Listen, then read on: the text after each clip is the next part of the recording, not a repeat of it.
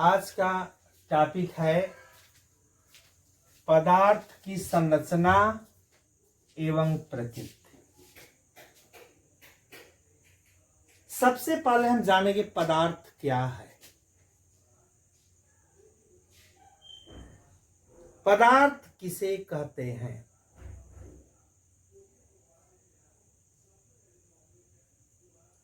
वे वस्तुएं जिनमें द्रव्यमान होता है, जो स्थान घेरते हैं तथा जिनका अनुभव हम अपनी ज्ञानेंद्रियों के द्वारा करते हैं, उन्हें पदार्थ कहते हैं।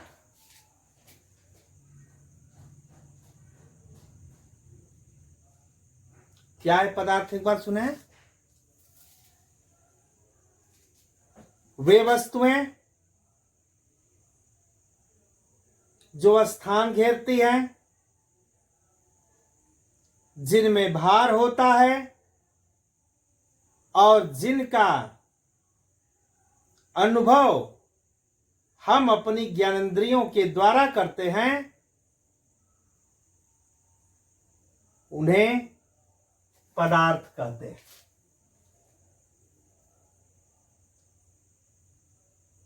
पदार्थ के संदर्भ में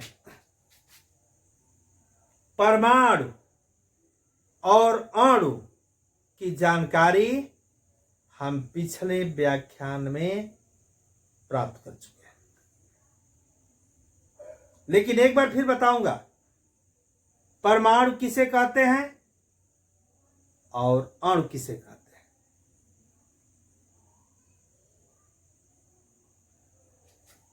पदार्थ का सूक्ष्म कण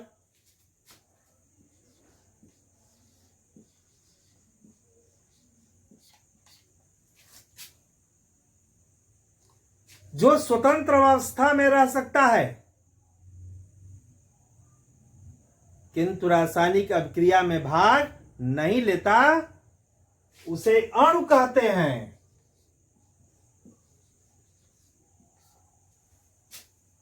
और पदार्थ का सूक्ष्म से सूक्ष्म कण जो कहलाता है सूक्ष्मतम कण, उसे परमाणु कहते हैं। और परमाणु स्वतंत्र अवस्था में नहीं रह सकता, बल्कि रासायनिक अभिक्रिया में भाग लेता है। अणु और परमाणु में हमें क्या भिन्नता मिली? अणु पदार्थ का सूक्ष्म कण है, जबकि परमाणु पदार्थ का सूक्ष्मतम कण है। अणु स्वतंत्र अवस्था में रह सकता है, जबकि परमाणु स्वतंत्र अवस्था में नहीं रह सकता, अर्थात परमाणु रासायनिक अभिक्रिया में भाग लेता है और अणु रासायनिक अभिक्रिया में भाग नहीं लेता। अगर अणु रासायनिक अभिक्रिया में भाग लेगा तो सर्वप्रथम वह परमाणु में विभक्त होगा, अर्थात अणु की स्थिति में रासायनिक क्रिया संभव नहीं। अब इसके बाद हम जानेंगे, क्या देख भी रहे हैं कि हमारे चारों तरफ जितने भी पदार्थ दिखाई दे रहे हैं, वह सभी पदार्थ समान अवस्था में नहीं है।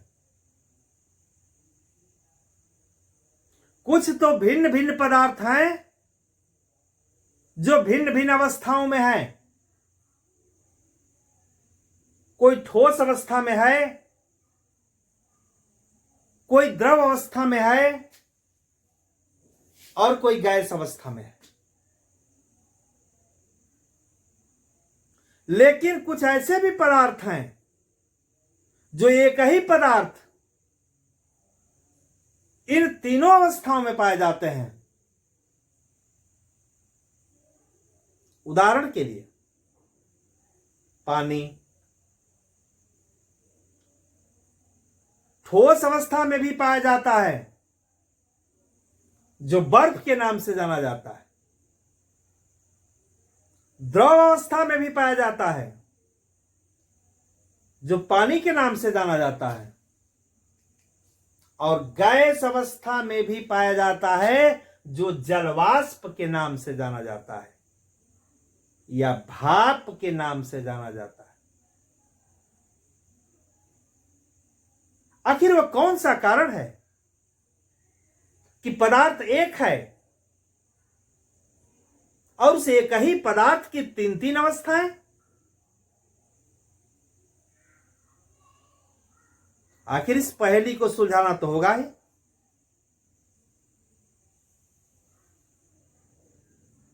आइए अब हम यह जानेंगे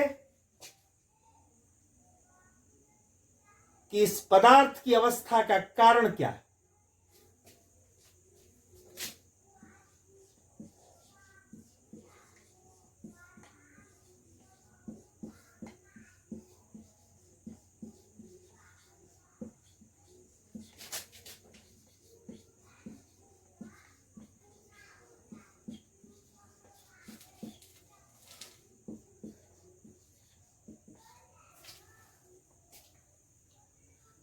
पदार्थ की विभिन्न अवस्था का कारण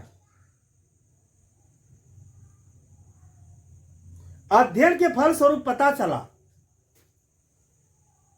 इन पदार्थों की विभिन्न अवस्थाओं का कारण पदार्थ के अणुओं के लगे रहने का क्रम, पदार्थ के अणुओं का अरेंजमेंट यानी पदार्थ की व्यवस्था का क्रम है।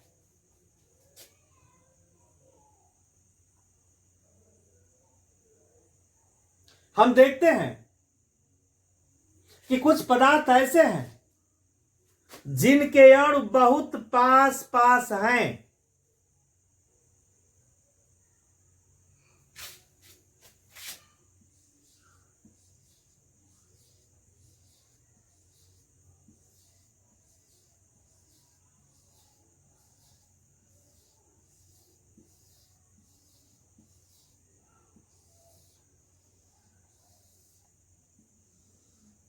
ये अणु बहुत पास पास हैं।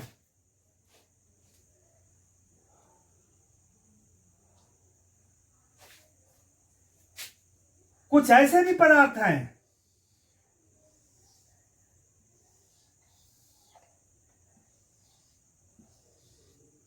जिनके अणु बहुत पास पास तो नहीं बल्कि कुछ पास पास है। अर्थात इस पहली दशा के अणुओं की तुलना में दूर दूर पाए जाते हैं। और कुछ पदार्थ ऐसे भी देखने को मिले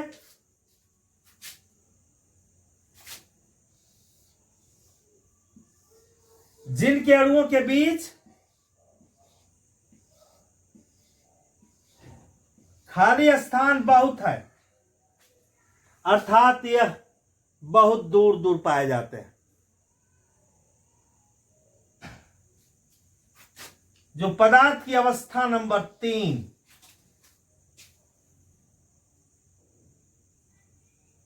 हम अणुओं की इस व्यवस्था के कारण व्यवस्था नंबर 1 की अवस्था को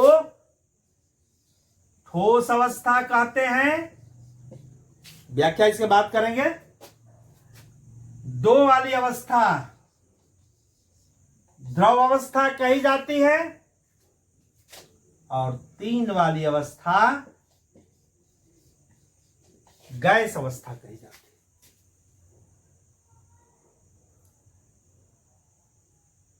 आखिर इस पदार्थ की अवस्थाओं का क्या अपना अपना गुणधर्म है? तो सबसे पहले हम एक एक अवस्थाओं पर चर्चा करेंगे।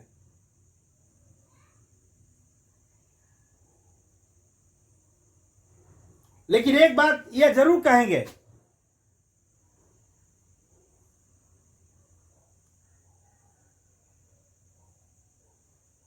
पदार्थ की कोई भी अवस्था हो, पदार्थ की किसी भी अवस्था के अणुओं के बीच खाली स्थान जरूर होता है। उस खाली स्थान को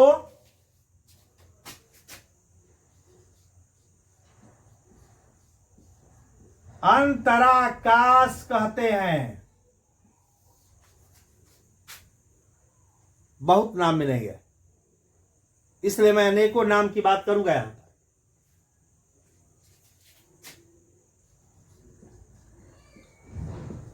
अंतरावकाश भी कहते हैं।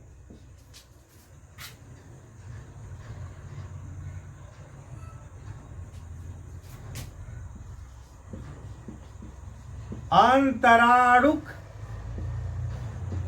स्थान भी कहते हैं।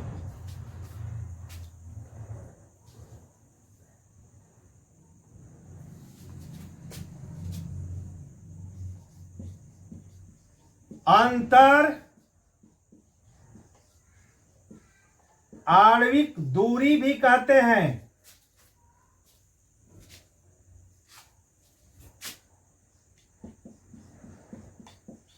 इंटर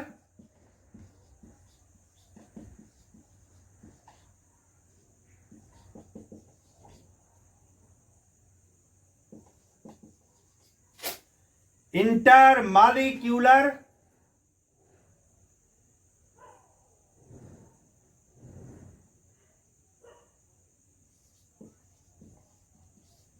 स्पेस भी कहते हैं।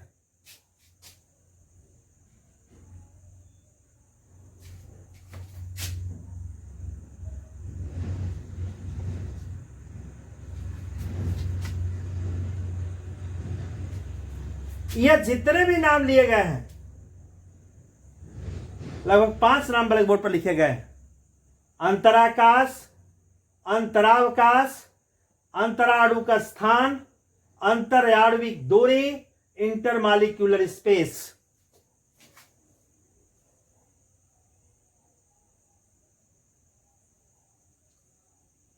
यही पदार्थ की विभिन्न अवस्थाओं का कारण है।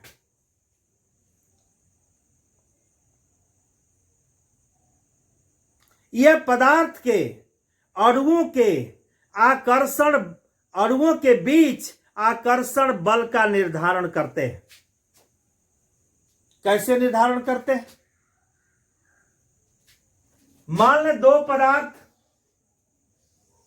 या किसी 2 पदार्थ के अलग अलग अणु हों, या एक ही पदार्थ के 2 अणु हों। इन अणुओं के बीच की दूरी कुछ है, मान लें 20 की दूरी r। अगर इनके बीच की दूरी को बढ़ाते जाएं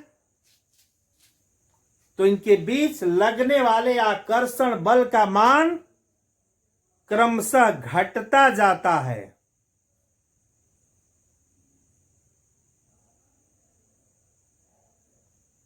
और जैसे जैसे उनके अणुओं के बीच की दूरी घटती जाती है,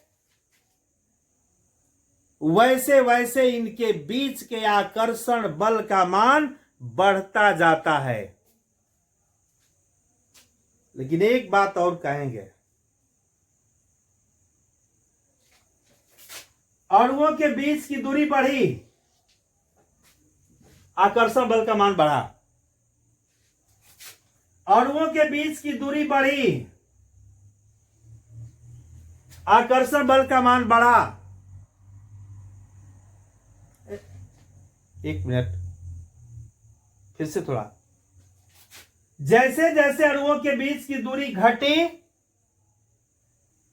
आकर्षण बल का मान बढ़ा, फिर घटी, आकर्षण बल का मान बढ़ा। लेकिन अगर अणुओं के बीच की दूरी घटते घटते इतनी हो गई कि एक समय ऐसा आता है कि अणुओं के बीच लगने वाला आकर्षण बल प्रतिकर्षण बल में परिवर्तित हो जाता है। अर्थात अणुओं के बीच की एक ऐसी दूरी भी आती है जिस पर नया आकर्षण बल लगता है और नया प्रतिकर्षण बल लगता है। उस दूरी को हम साम्य दूरी कहते हैं।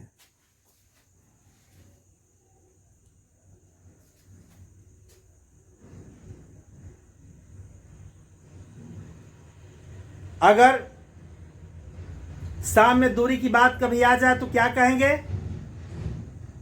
हम जानते हैं कि प्रकृति के अंदर पाए जाने वाले सभी पदार्थों के अणुओं के बीच आकर्षण बल लगता है। अंतर इतना होता है कि कुछ पदार्थों के बीच का आकर्षण बल अधिक होता है, कुछ का उससे कम होता है और कुछ का सबसे कम होता है। यह उनके अणुओं के बीच की दूरी पर निर्भर करता है। जब दूरी कम होती है आकर्षण बल का मान अधिक होता है, जब दूरी थोड़ी बढ़ती है आकर्षण बल का मान घटता है। जब दूरी बहुत अधिक हो जाती है तो आकर्षण बल का मान बहुत कम हो जाता है, अर्थात कभी कभी नगण्य की स्थिति में हो जाता है जैसे गैसीय पदार्थ। लेकिन पदार्थ के अणुओं के बीच दूरी घटते घटते एक ऐसी दूरी प्राप्त होती है जिस पर न तो अणुओं के बीच आकर्षण बल कार्य करता है और न ही प्रतिकर्षण बल कार्य करता है। उसी दूरी को हम साम्य दूरी कहते हैं। अब हम एक एक करके ठोस, द्रव और गैस अवस्था की व्याख्या करेंगे। पदार्थ की ठोस अवस्था में हम देखते हैं कि अणुओं के बीच खाली स्थान बहुत कम होता है।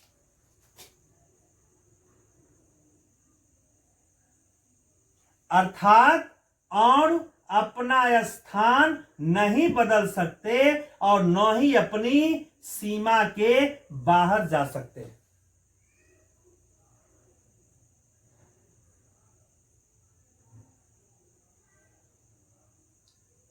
अपनी सीमा के बाहर नहीं जा सकते, यही कारण है कि इनका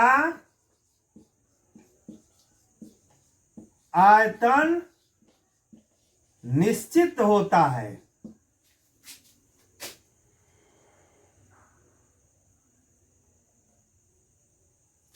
और स्थान परिवर्तन करने की क्षमता नहीं होती, इसीलिए ठोस की आकृति भी निश्चित होती है।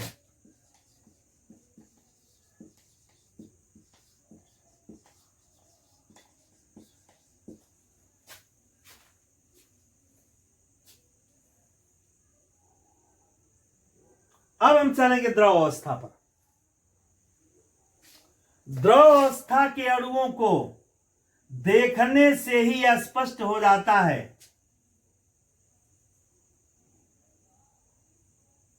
कि इनके बीच की दूरी कम तो है जरूर, जिसके कारण यह अपनी सीमा से बाहर नहीं जा सकते, तो आयतन निश्चित होता है। किंतु एक ढील है इनके अंदर कि इनके अणु चाहें तो आपस में एक दूसरे का स्थान ग्रहण कर सकते हैं या अपने स्थान पर उसे और उसके स्थान पर अपने जा सकते हैं।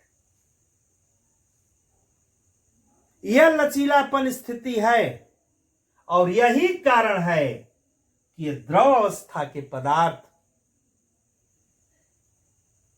जिस बर्तन में रखे जाते हैं उसी की आकृति ग्रहण कर लेते हैं। अगर गिलास में रखे जाएंगे तो गिलास की आकृति ग्रहण करेंगे, कप में रखे जाएंगे तो कप की आकृति ग्रहण करेंगे, थाली या लोटे में रखे जाएंगे तो उनकी गति प्राप्त कर लेंगे। अर्थात आयतन तो निश्चित, लेकिन आकृति निश्चित नहीं होती।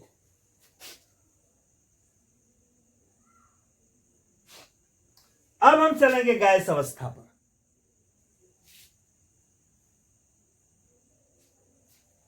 गैस के अणु बहुत दूर दूर होते हैं, इसलिए इनके बीच का आकर्षण बल बहुत कम होता है, इतना कम कि नगण्य होता है। ठोस अवस्था में आकर्षण बल अधिक होने के कारण ये आपस में एक दूसरे से बंधे होते हैं। द्रव में थोड़ा सा आकर्षण बल कम होने के कारण ये अपना स्थान परिवर्तन की क्षमता रखने लगते हैं, लेकिन वहीं पर गैस में आकर्षण बल इतना कम होता है कि नगण्य मानते हुए यह अणु स्वतंत्रता पूर्वक इधर उधर जा आ सकते हैं, अर्थात अपनी सीमा के बाहर भी जा सकते हैं। इसलिए आयतन अनिश्चित और जिसके अणु सीमा से बाहर आ जा सकते हैं, आयतन अनिश्चित हो जाता है, तो उसकी आकृति के निश्चित होने का कहां सवाल उठता है। अर्थात इनकी आकृति अनिश्चित होती है। इन तीनों अवस्थाओं में अंतर, ठोस के अणुओं के बीच आकर्षण बल सबसे अधिक पाया जाता है, द्रव के अणुओं के बीच का आकर्षण बल ठोस की तुलना में कम और गैस की तुलना में अधिक पाया जाता है, जबकि गैस के अणुओं के बीच आकर्षण बल इतना कम होता है कि हम उसे नगण्य मान लेते हैं।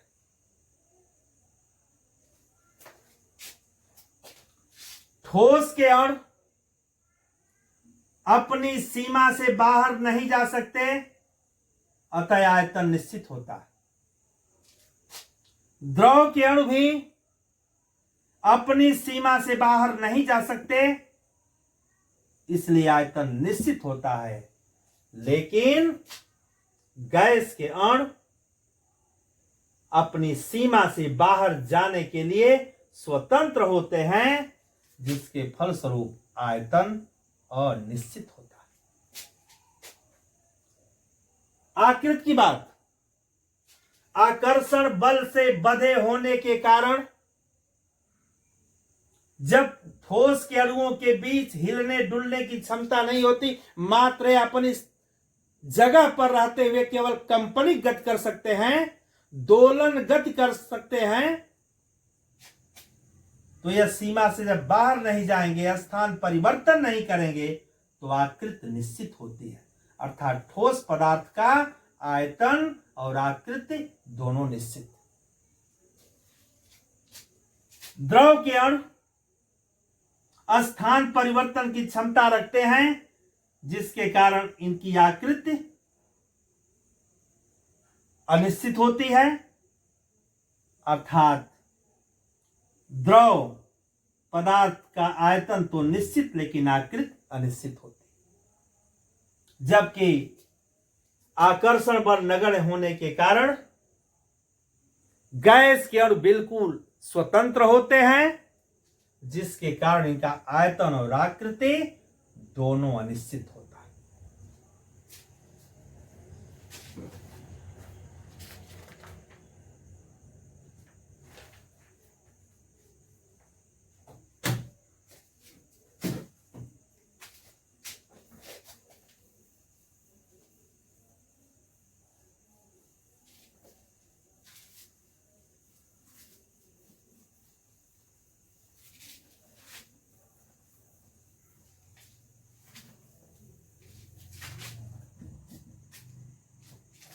अब इसके बाद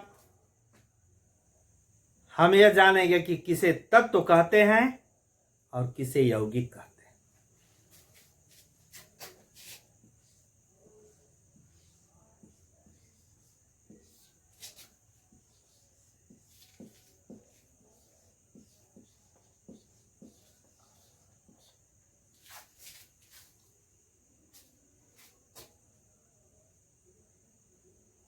वे पदार्थ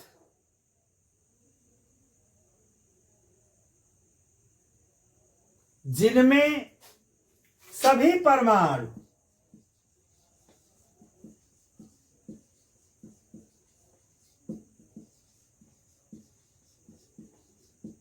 समान प्रकृति के, उन्हें तत्व कहते हैं। जैसे हाइड्रोजन है, हाइड्रोजन का अणु, इसमें दो परमाणु हाइड्रोजन के हैं, अर्थात दोनों परमाणु समान प्रकृति के हैं। ऑक्सीजन,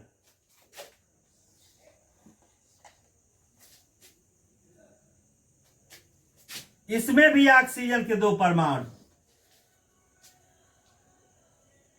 ये तत्व कहे जाते हैं। तत्व किसे कहते हैं? वे पदार्थ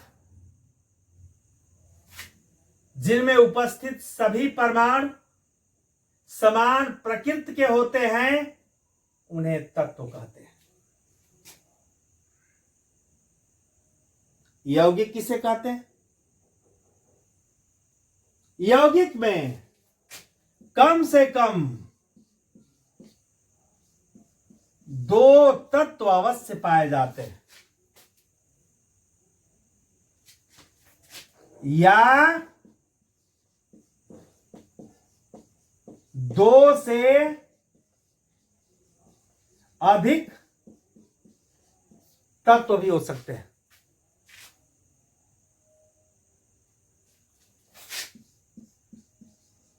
तत्व और तत्व यह मिल करके यौगिक बनाते हैं।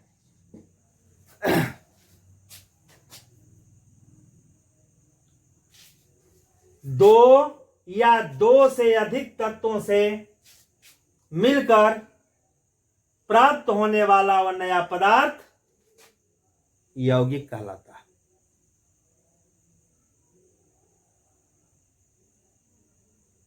यह यौगिक कभी भी समपरमाणुक नहीं होते।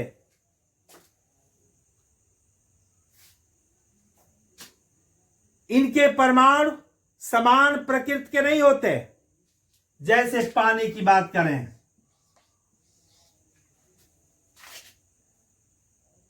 यह पानी का एक अणु है। यह अमोनिया गैस का एक अणु है। यह मेथेन गैस का एक अणु है।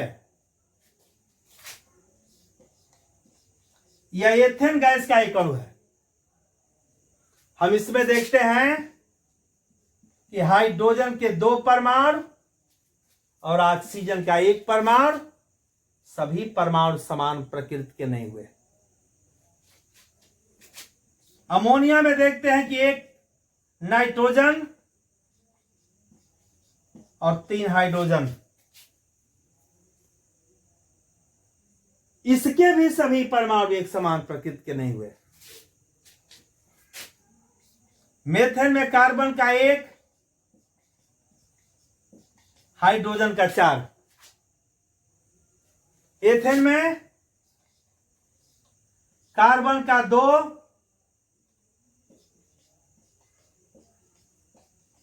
और हाइड्रोजन का 6।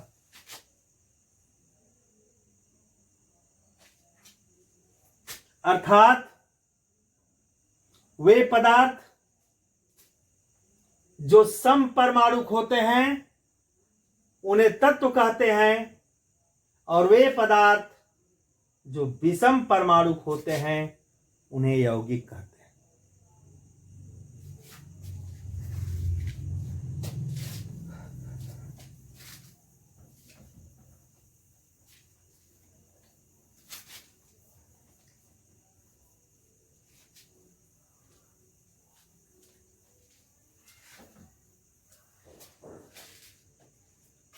अब हम कुछ तत्वों का नाम और नाम, प्रतीक, उनके परमाणु क्रमांक देंगे। सबसे पहला कॉलम यह परमाणु क्रमांक का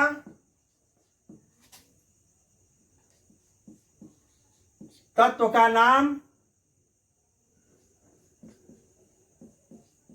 प्रतीक।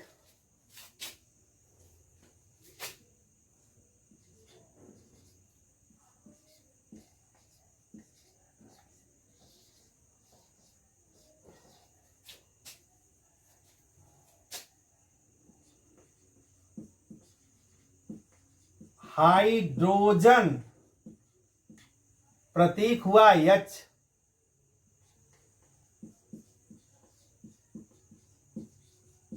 हीलियम प्रतीक He,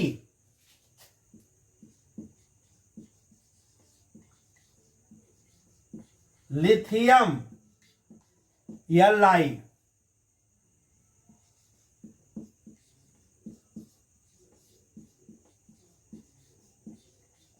beryllium Be,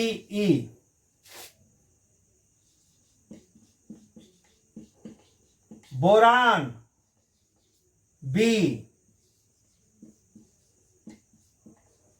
carbon C,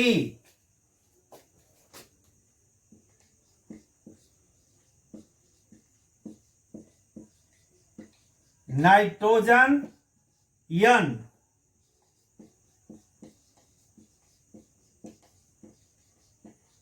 oxygen O,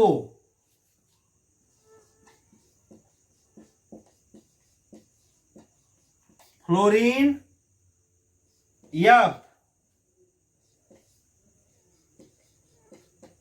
नियान Ne। इनका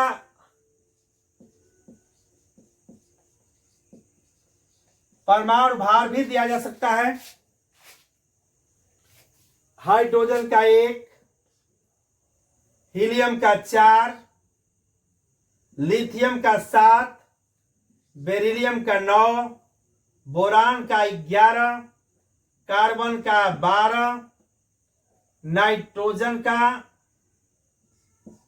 14, ऑक्सीजन का 16, फ्लोरीन का 19 और नियान का 20।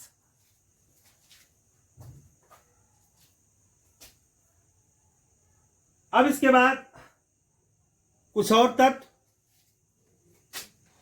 11 नंबर पर, जिसका परमाणु क्रमांक 11 है, सोडियम प्रतीक Na और परमाणु भार 23। 12 नंबर पर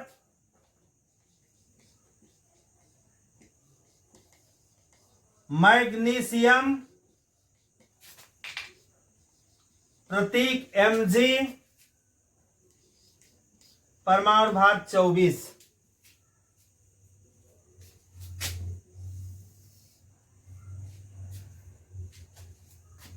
यह परमाणु क्रमांक 13 पर एल्यूमिनियम,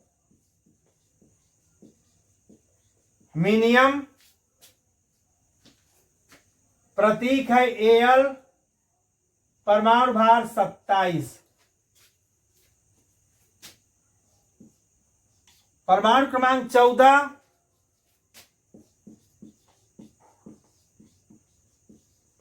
सिलिकॉन, प्रतीक Si, परमाणु भार 28।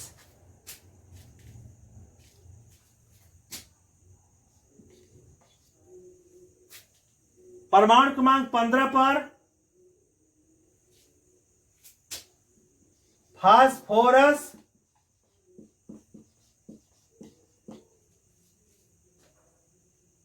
प्रतीक P, परमाणु भार 31। यह जरूर नोट करेंगे।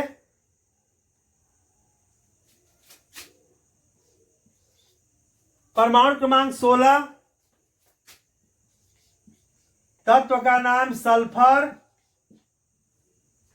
प्रतीक S, परमाणु भार 32।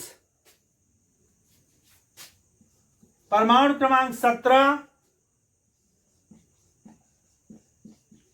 तत्व का नाम क्लोरीन, प्रतीक Cl, परमाणु भार 35.5। परमाणु क्रमांक 18 तत्व का नाम आर्गन, प्रतीक Ar, परमाणु भार 40। परमाणु क्रमांक 19 तत्व का नाम पोटेशियम,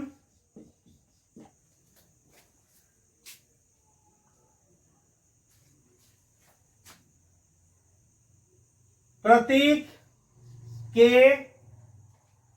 परमाणु भार 39।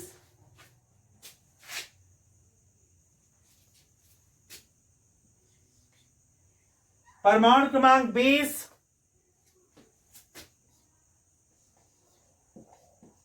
तत्व का नाम कैल्शियम, प्रतीक Ca, परमाणु भार 40।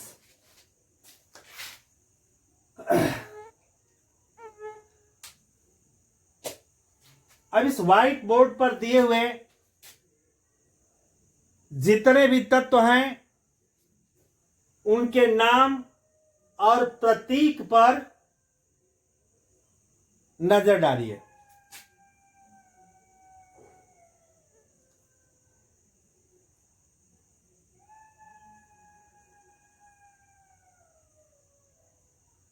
हमारे मन में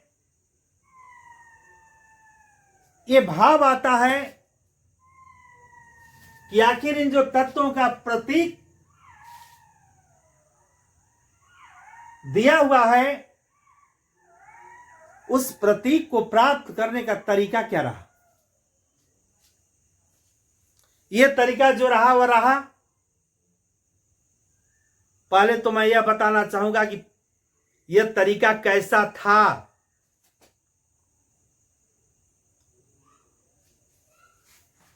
जब प्रारंभ में तत्वों की खोज होने लगी, आज तक लगभग 118 तत्व ज्ञात हैं। शुरुआती दौर में इतने तत्वों का ज्ञान नहीं था। जब तत्वों की खोज होने लगी तो जो तत्व जैसे मिला उसके गुण धर्म के आधार पर उसका हमने एक प्रतीक दे दिया।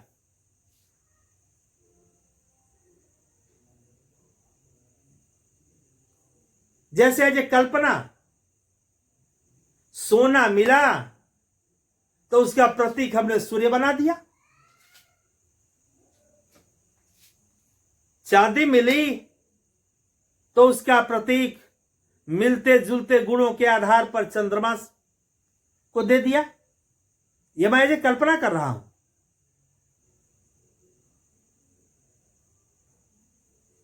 किसी तत्व का प्रतीक हमने एक गोला बना दिया, किसी तत्व का प्रतीक गोले को ऐसे खड़ा विभाजित किया, ऊर्ध्वाधर। किसी तत्व के प्रतीक को हमने गोले को ऐसे क्षैतिज विभाजित कर दिया। किसी तत्व के लिए गोले को 3 खानों में बांट दिया। अब इस तरह से जब प्रतीक बनते गए तो बड़ी समस्या होने लगी लिखने पढ़ने की, कि आखिर हम कैसे समझेंगे, कितना याद रखेंगे कि कौन 3 खाना का है, कौन 4 खाना का है, कौन 2 खाना का, कौन क्षैतिज बटा खाना है, कौन ऊर्ध्वाधर बटा खाना है। ये सारी समस्याएं होने लगी। अब इस समस्या के समाधान के लिए पहले इनका अंग्रेजी नाम लिखा गया।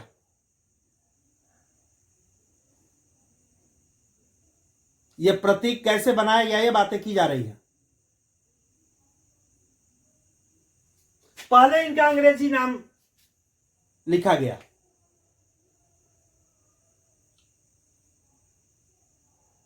और यह देखा गया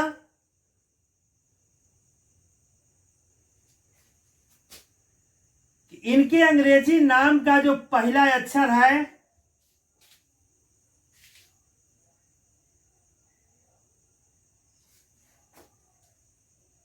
उसी को इसका प्रतीक निर्धारित किया गया।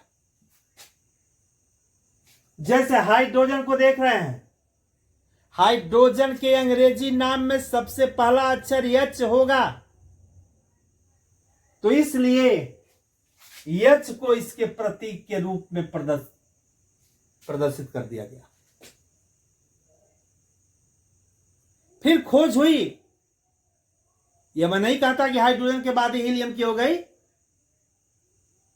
लेकिन मान लीजिए हीलियम की बात आ गई,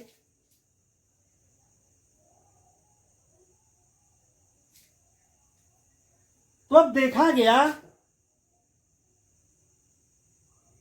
कि जब कई तत्व के नाम एक ही अक्षर से शुरू होते हैं तो ऐसी विकट परिस्थितियों में उस पहले अक्षर के साथ साथ एक और अक्षर जो या तो उसके बाद का हो या नहीं तो कहीं कहीं प्रमुख उच्चारण का हो, उसको रख दिया गया। जैसे हीलियम का HE किया गया।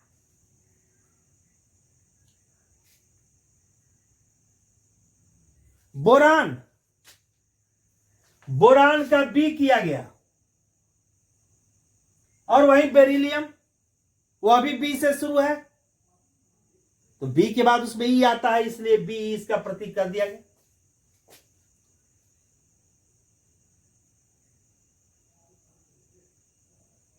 कभी कभी समस्या ऐसी आई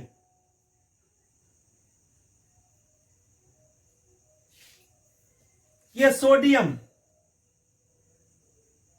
सोडियम का प्रतीक लिखने के लिए यस सल्फर को दिया जा चुका था।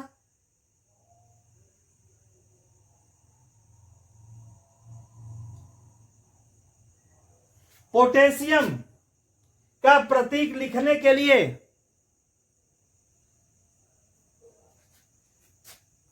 पी फास्फोरस को दिया जा चुका था। एक चांदी की बात करें हम,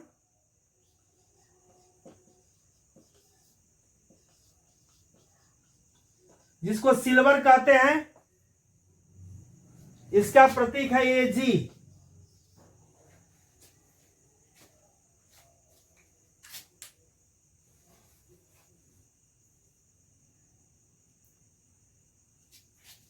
अब आई सिल्वर की बात,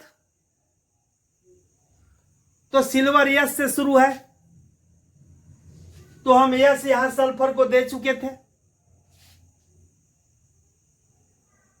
ठीक है, यस नहीं तो यस आई दे देंगे, यस आई देने की बात सोची गई तो देखा गया कि यस आई सिलिकॉन को दिया जा चुका था।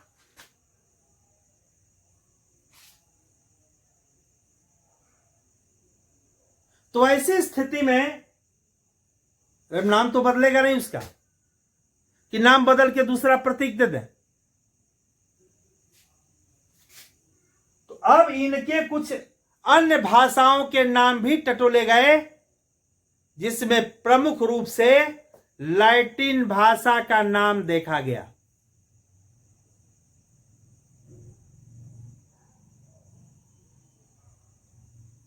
तो लैटिन भाषा में पोटेशियम का नाम है कालियम, या कहीं कैलियम भी लिखा हुआ मिला होगा।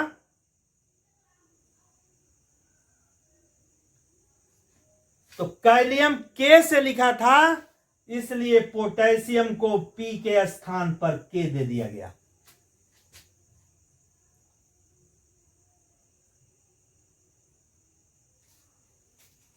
आ गई बात सोडियम की। सोडियम का लैटिन भाषा में नाम है नाइट्रियम।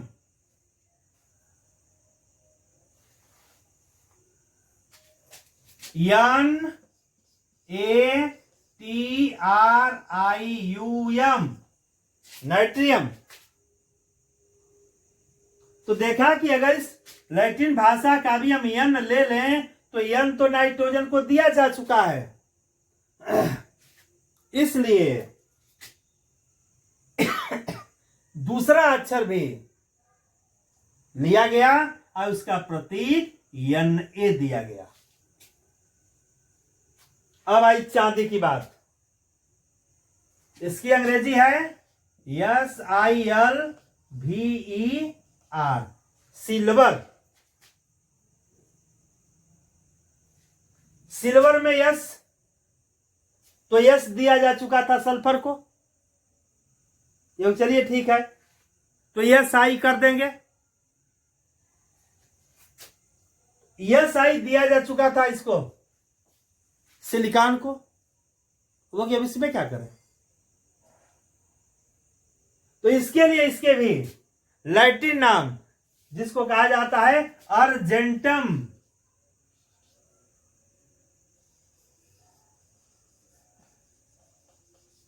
अर्जेंटम, यह इसका लैटिन भाषा में नाम है। ठीक है, इसका ए आर दे देंगे, तो ए आर इधर दिया जा चुका है आर्गन को। तब यह हुआ कि अगर पहला और दूसरा अक्षर से भी काम नहीं बन सकता है तो हम उसके अंग्रेजी अथवा लैटिन नामों के पहले अक्षर के बाद जो प्रमुख उच्चारण का शब्द बनता हो उसके भी एक अक्षर को उसके साथ अटैच करते हुए उसका प्रतीक बनाया जा सकता है। तो यहां पर अर्जेंटम, तो ए ले लिया, अर्जेंटम यानी जी है प्रमुख उच्चारण का शब्द, तो जी यानी इसके प्रतीक को हमने एजी प्राप्त किया। इस प्रकार इन तत्वों का प्रतीक प्राप्त करने के लिए उनके अंग्रेजी और लैटिन नामों का सहारा लिया गया। प्रतीक देने के लिए या तो इनके नामों के पहले अक्षर का प्रयोग किया गया, या तो किसी के लिए पहले अक्षर के साथ ठीक दूसरा अक्षर यानी दो अक्षरों का प्रतीक दिया गया। कभी कभी इससे भी नहीं काम बनने वाला मिला तो जो प्रमुख उच्चारण का अक्षर था पहले अक्षर के साथ उसको जोड़कर और उसका प्रतीक प्राप्त किया गया। इस प्रकार कोई एक अक्षर का प्रतीक, कोई दो अक्षर का प्रतीक प्राप्त हुआ। जितने भी एक अक्षर वाले प्रतीक हैं वह तो बिल्कुल कैपिटल लेटर में लिखे जाते हैं, लेकिन जब प्रतीक दो या दो से अधिक अक्षरों के मिले तो उस स्थिति में पहले अक्षर को तो कैपिटल लिखेंगे, लेकिन उसके बाद के जो अक्षर होंगे वह स्मॉल लेटर में लिखे जाएंगे। अब इसके बाद यह परमाणु क्रमांक 1 से 20 तक के तत्वों को तैयार रखें। प्रारंभ के समय में इन्हीं की ज्यादा आवश्यकता पड़ती है। धीरे धीरे समय आगे बढ़ते जाएंगे और भी तत्व आपके साथ जुड़ते जाएंगे। अब इसके बाद हम कुछ यौगिकों की बात करेंगे।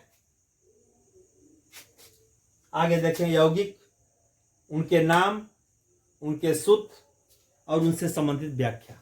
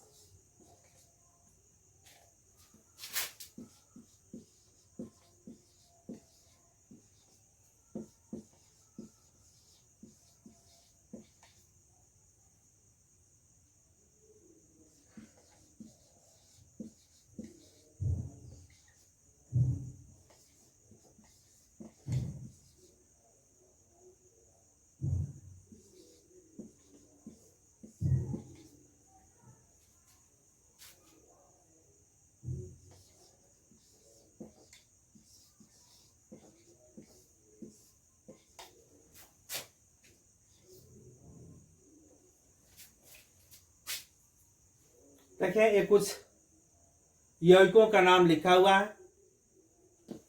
Sodium oxide Na2O, sodium chloride NaCl,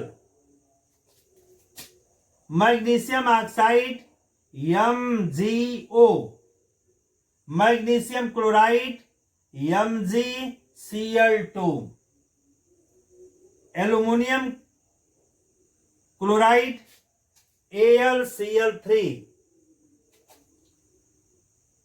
sodium carbonate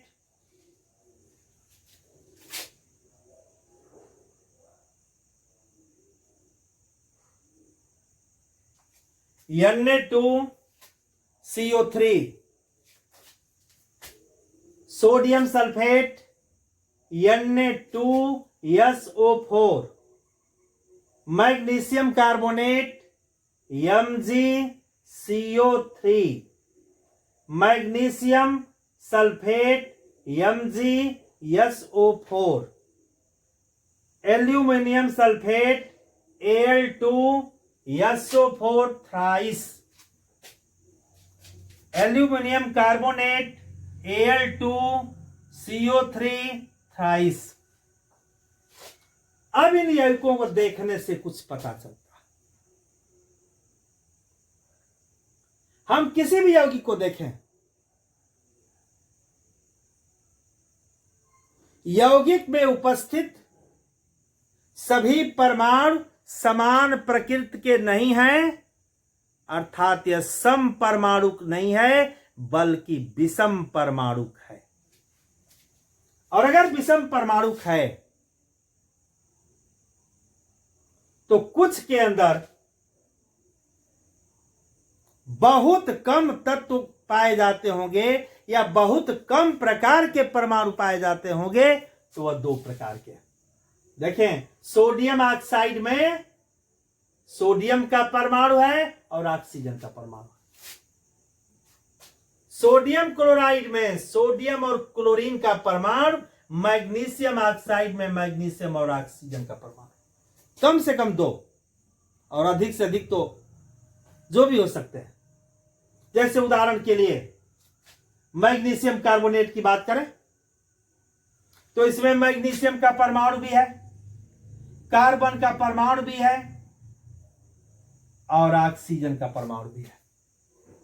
इसमें 3 तरह के परमाणु हैं। यही सोडियम सल्फेट है तो सोडियम का परमाणु, सल्फर का परमाणु और ऑक्सीजन का परमाणु।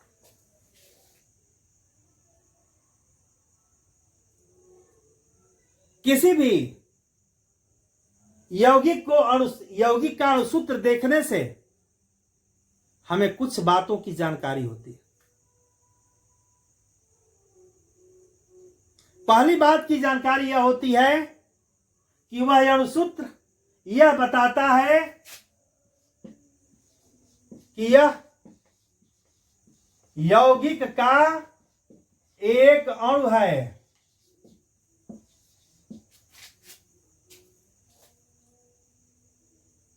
दूसरा यह बताता है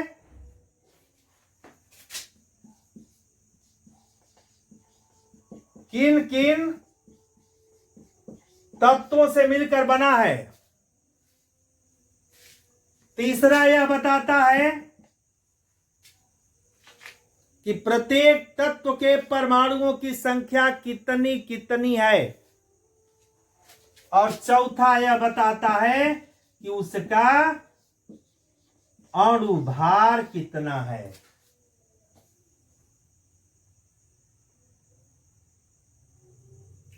किसी भी यौगिक के अणु को लेना है। मान एक अणु मैं यहां पर ले रहा हूं, एक ही की व्याख्या होगी, यही व्याख्या सबके साथ होगी।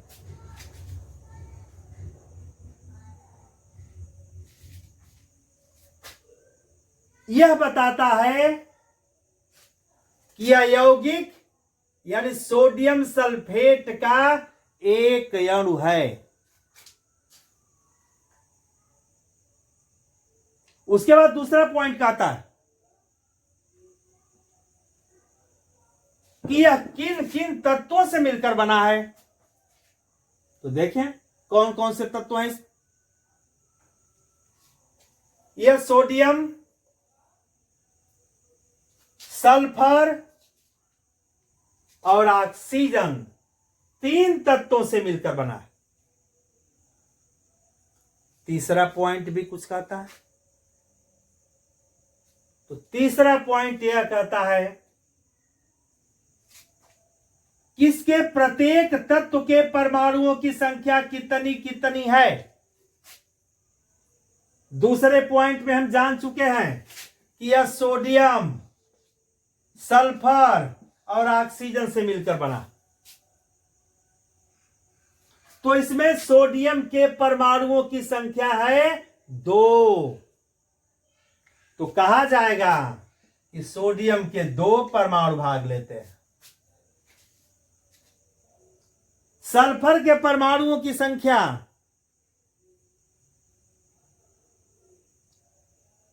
है 1।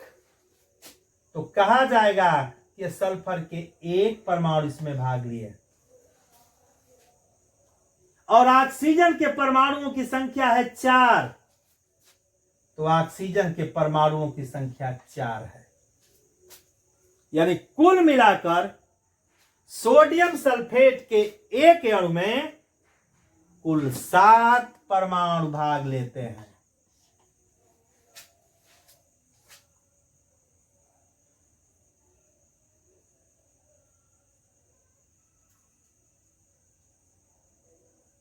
अब इसके बाद चौथा पॉइंट कि अणुसूत्र यौगिक के अणुभार को भी बताता है। अब अणुभार क्या है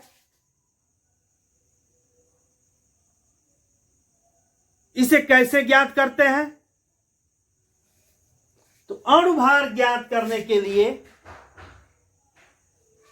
किसी यौगिक के निर्माण में जितने परमाणु भाग लेते हैं, समस्त परमाणुओं के भार को जोड़ते हैं और जोड़ने पर जो संख्या प्राप्त होती है वही उस यौगिक का अणुभार।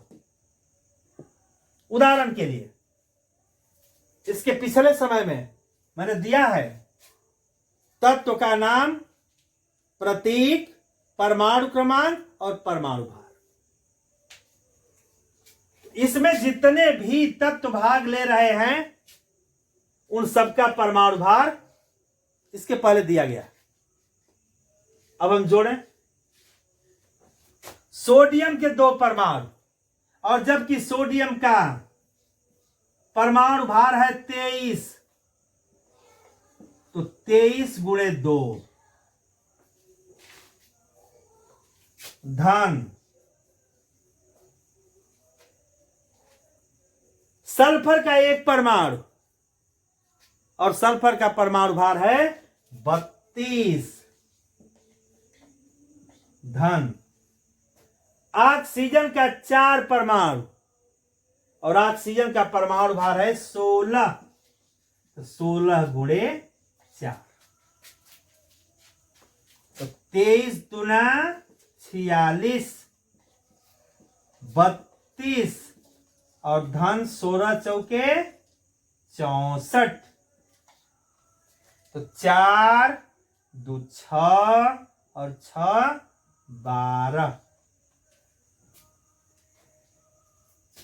हासिल 1, 6 1 7, 3 10 और 4 14, अर्थात सोडियम सल्फेट का अणुभार होगा 142। अब फिर एक बात देखें कि किसी यौगिक के अणुसूत्र से हमें किन किन बातों का पता चलता है। तो सबसे पहला, यौगिक का वह एक अणु है, वह किन किन तत्वों से मिलकर बना है, प्रत्येक तत्व के परमाणु की संख्या कितनी कितनी है और उसका अणुभार कितना है। हम इन अणुओं को देखते हैं।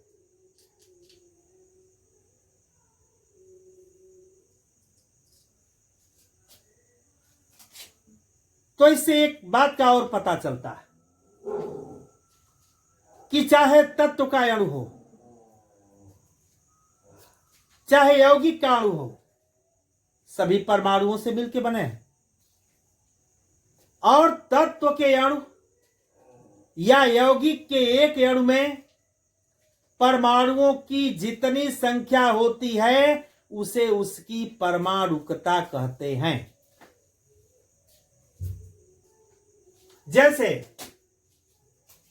सोडियम ऑक्साइड है,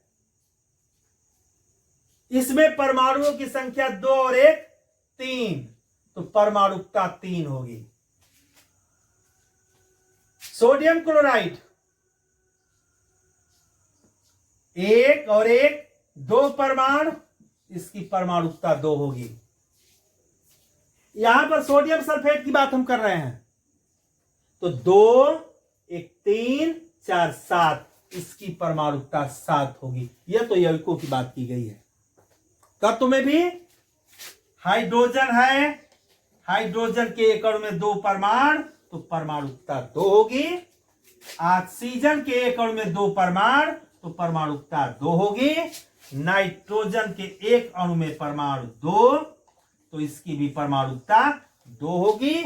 और वहीं पर अगर सल्फर की बात करें तो सल्फर के एक अणु में 8 परमाणु होते हैं, तो इसकी परमाणुकता 8 होगी।